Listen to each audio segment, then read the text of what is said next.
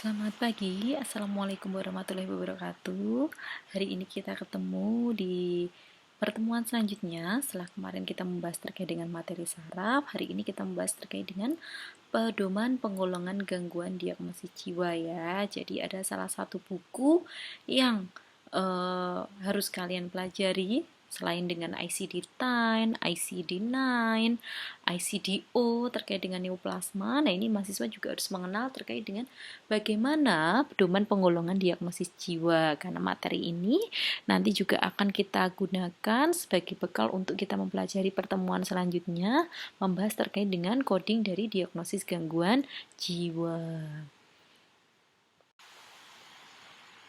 Nah, yang pertama adalah kenapa sih awalnya kok bisa timbul ada yang namanya aturan terkait dengan pedoman penggolongan diagnosis gangguan jiwa. Jadi ini diawali dengan banyaknya istilah kedokteran ya, termasuk psikiatri yang diambil dari dongeng atau kepercayaan sehingga tidak menimbulkan kesepakatan arti. Jadi membuat suatu makna yang berbeda, membuat suatu makna yang ambigu atau bias. Misalnya ini malaria, itu ada istilah lainnya juga audipicus kompleks seperti itu contohnya. Kemudian pada tahun 1707 ya, pada waktu itu Linnaeus memulai klasifikasi yang teratur. Jadi konsepnya sama dengan ICD-10. Kita melakukan suatu pengklasifikasian. Kemudian dilanjutkan tahun 1853 di dalam Kongres Statistik Internasional, William Farr itu menyusun penyebab kematian. Ya, kemudian direvisi berulang-ulang sampai dengan tahun 1965 WHO mengesahkan yang namanya ICD-8 ya, International Classification Disease Age. Ini manfaat dari PPDGJ, penyeragaman kode ya dalam pencatatan dokumentasi statistik, kemudian keseragaman diagnosis sebagai acuan tata laksana terapi. Jadi umumnya kalau di rumah sakit jiwa itu justru nanti biasanya perawat atau dokternya itu sudah menuliskan dengan kode ICD-nya ya. Kemudian sebagai alat komunikasi tim kesehatan dan untuk penelitian ya, dalam hal ini batasan operasionalnya adalah hanya terbatas pada diagnosis gangguan jiwa. Nah, dari ICD-8 tadi perjalanannya belum berhenti ya. Diawali dulu ada PPDGJ 1, ini terbit tahun 1973 ya. Di dalam PPDGJ 1 itu nomor kode dan diagnosis mengacu pada ICD-8. Karena waktu itu adanya adalah ICD-8. Kemudian dia menggunakan sistem numerik. Ya, berarti ini menunjukkan pengkodeannya menggunakan apa kalau numerik? Angka. Ya, kemudian nomor kode ini terdiri dari 290 sampai 315. Nah, kemudian si PPDGJ 1 ini dilakukan revisi, perbaikan penyempurnaan di tahun 1983. Diagnosisnya mulai monoaksial. Mono artinya apa mono? Satu, ya. Jadi hanya satu aksis. Nomor kode dan diagnosis ini mengacu kepada ICD-9 ya. ICD-9 pada waktu itu juga sistemnya masih numerik ya. Kemudian konsep klasifikasi dengan kelas diagnosis memakai kriteria diagnosis DSM. Di Diagnosis Statistical Manual of Mental Disorder. Mengacunya sudah berkembang ya dari 1 ke 2. PPDGJ 1 ke PPDGJ 2. Kemudian pada PPDGJ 3 ya, ini diterbitkan pada tahun 1993 dengan diagnosis multiaksial. Ya, kalau tadi mono ini sudah multi. Artinya apa multi? Banyak aksis. Nomor kode dan diagnosis ini merujuk kepada ICD-10 ya. Konsep klasifikasi dengan hierarki blok memakai pedoman diagnosis ICD-10. Jadi kalau tadi mengacunya di ICD-9, sekarang sudah mengacunya di dalam ICD-10. Kemudian diagnosis multiaksial ini menurut DSM-1 ya. Jadi sudah ada pengembangan kembali pada PPDGJ 3. Nah, sekarang apa itu konsep gangguan jiwa menurut PPDGJ? Ya, istilah yang digunakan dalam gangguan jiwa atau gangguan mental atau mental disorder ini tidak mengenal istilah jiwa. Ya, kriteria gangguan jiwa ini ditunjukkan dengan adanya gejala klinis yang bermakna. Jadi dia ditunjukkan dari suatu sindrom, dari suatu perilaku, dari psikologinya. Ini bisa dilihat dari gejala klinis. Kemudian gejala klinis ini menimbulkan distres ya, adanya rasa nyeri, rasa tidak nyaman seperti itu.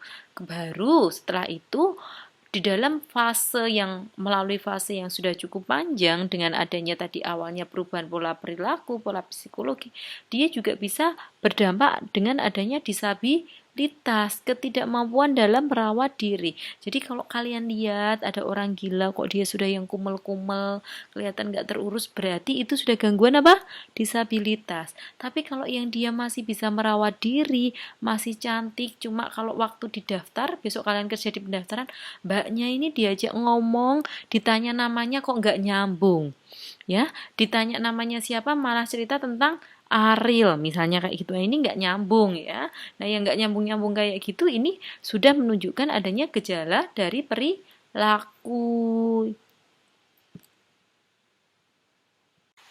Nah, PPDGJ ini menganut pendekatan ateoritik ya, kecuali pada gangguan yang telah jelas disepakati penyebabnya. Kemudian, pengelompokan diagnosis gangguan jiwa berdasarkan pada gambaran klinik. Artinya apa dengan gambaran klinik? Ya, kita lihat dari simptomnya bagaimana, hasil pemeriksaan fisiknya seperti apa, seperti itu. Kemudian, PPDGJ tidak menganggap gangguan jiwa adalah satu kesatuan yang tegas dalam batas-batas yang jelas antara gangguan jiwa tertentu dengan gangguan jiwa yang lain. Nah, anggapan salah bahwa semua orang yang menderita gangguan jiwa yang sama ini memiliki makna yang serupa dalam segala hal.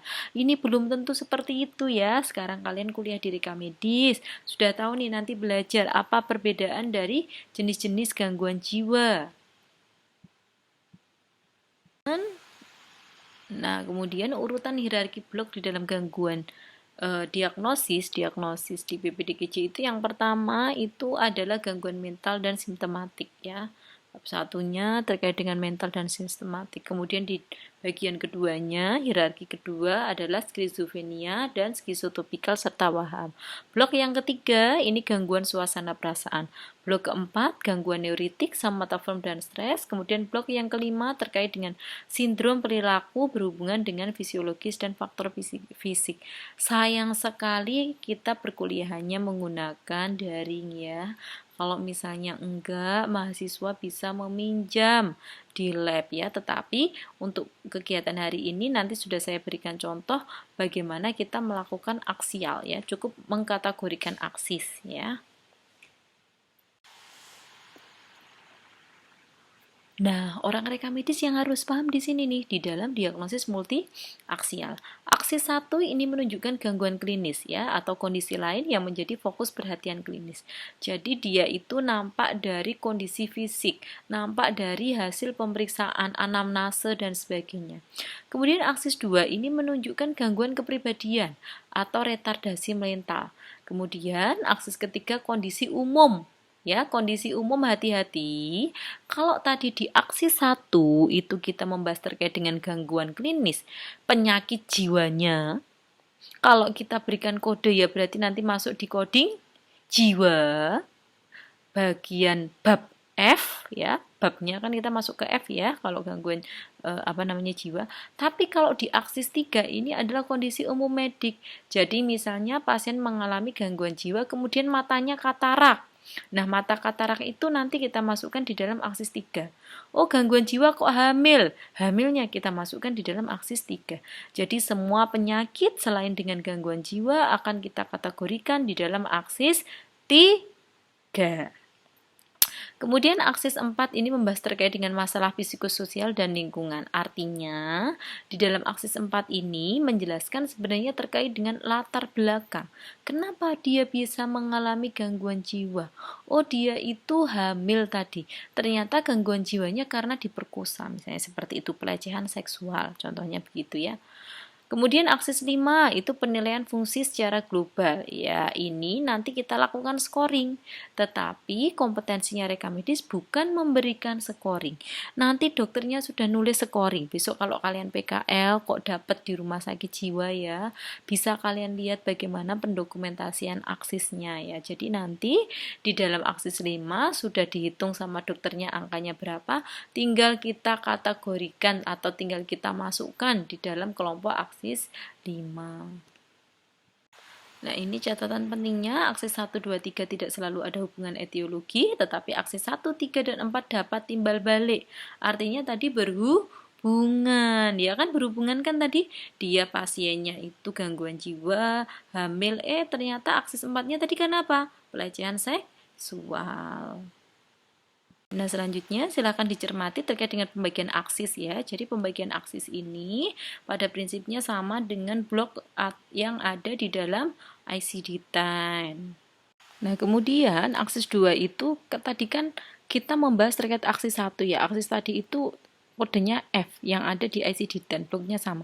Tetapi aksis 2 ini kok masih sama di F, Bu? Iya, sama-sama di F, tetapi hanya khusus F60. Jadi kalau mau kalian hafal dengan cepat, aksis 1 itu adalah kode F kecuali F60. F60 akan dimasukkan di dalam aksis 2. Kemudian untuk aksis 3 ini adalah semua kode yang ada di dalam ICD-10 kecuali kode F.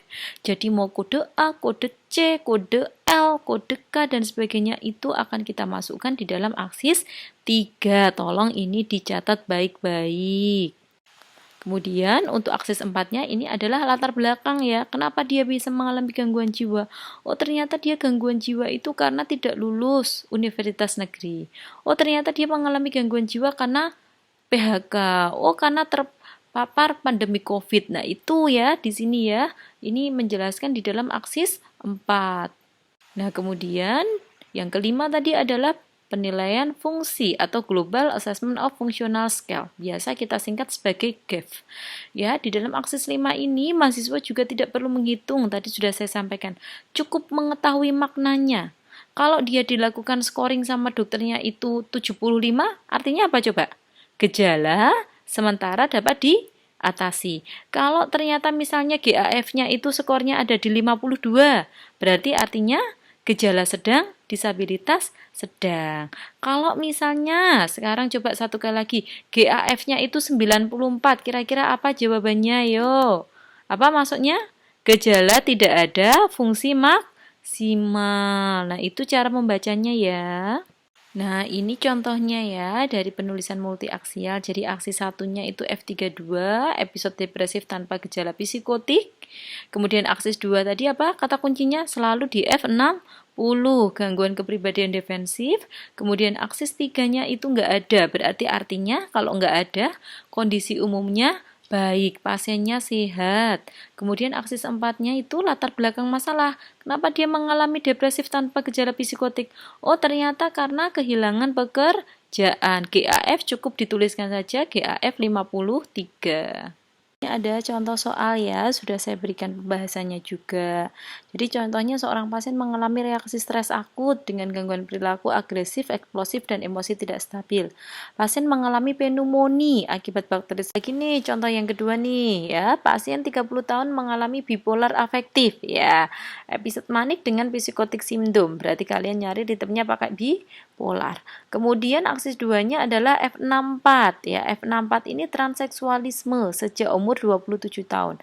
Berarti kalian cari transseksualisme ya, gangguan kepribadian, mental disorder ya nanti masuknya. Kemudian riwayat penyakit nenek 3 tahun yang lalu, tinggalnya di rumah nenek karena 3 tahun yang lalu itu bercerai. Kemudian GAF-nya 61.